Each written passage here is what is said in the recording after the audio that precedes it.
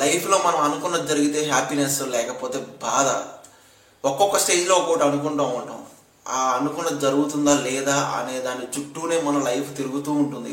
అది మనకు తెలియకుండా జరుగుతుందా తెలిసి జరుగుతుందా అనేది అసలు ఎవరికి అర్థం కాదు. అలా మీరు ఫీల్ అయ్యి ఉంటే ఒక కామెంట్ చేయండి ఫ్రెండ్స్. ది కరాటే కిడ్ ఇది ఒక 1984 to 2010లో రిలీజ్ అయిన మూవీ. యాక్షన్, డ్రామాస్, ఫ్యామిలీ, స్పోర్ట్స్కి అయితే ఉంటుంది. పక్కాగా అయితే వన్ టైం ట్రై చేయవచ్చు. అది కూడా మోటివేషన్గా చాలా బాగా అనిపిస్తుంది. అసలు ఈ సినిమాని చిన్నప్పుడు నాకైతే ఒక మోటివేషన్ కోసం సినిమాలో టీవీలో చూపించేవాళ్ళు స్కూల్లో. అదే మూవీకి ఇప్పుడు నేను రివ్యూ చేయడం అనేది చాలా హ్యాపీగా అనిపిస్తుంది. ఇంకా అసలు కాన్సెప్ట్ ఏంటి, సినిమా ఎలా ఉంది, సింపుల్ క్లారిటీ మాట్లాడుతున్నాం. ఒక లైక్, ఒక సబ్స్క్రైబ్ అలా కొట్టేసేయండి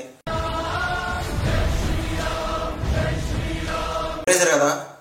థ్యాంక్ యూ.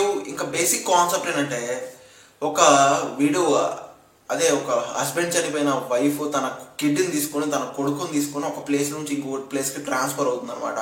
ఆ ట్రాన్స్ఫర్ అయినప్పుడు తన కొడుకుని ఒక స్కూల్లో జాయిన్ చేస్తే అక్కడ అతను ఎన్ని ప్రాబ్లమ్స్ ఫేస్ చేస్తాడు, ఎన్ని ఛాలెంజెస్ ఎదుర్కొంటాడు, అసలు ఆ స్కూల్లో ఏం జరిగింది, ఆ స్కూల్లో ఉన్న ప్రాబ్లమ్స్ని ఎస్కేప్ అవ్వడం కోసం మనోడు కరాటే నేర్చుకొని వాళ్ళందరికీ ఎలా రివర్స్ అటెంప్ట్ చేస్తాడు, ఒక స్పోర్ట్స్ని అడ్డం పెట్టుకొని అసలు ఆ గేమ్ ఎలా నడుస్తుంది అనేది ఇంకా సినిమా చూసి తెలుసుకోవాలి.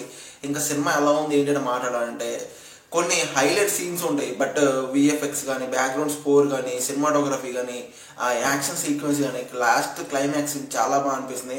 ఇంకా కొన్ని మోటివేషన్ సీన్స్ కానీ, తన మాస్టర్ ఒక చాకీ చాన్ తను ఎలా మోటివేట్ చేస్తాడు, ఎలా ట్రైనింగ్ ఇస్తాడు అనేది చాలా బాగా చూపించారు. పక్కాగా అయితే డ్రాబ్యాక్స్ విషయం మాట్లాడాలంటే కొన్ని ప్లేసెస్లో అయితే కొంచెం స్లోగా ఉన్న ఫీలింగ్ వస్తుంది. బట్ స్లో నరేషన్ అనిపిస్తుంది. బట్ ఓవరాల్గా అయితే వన్ టైం ట్రై చేయొచ్చు అనిపిస్తుంది, పక్కాగా చెప్తా.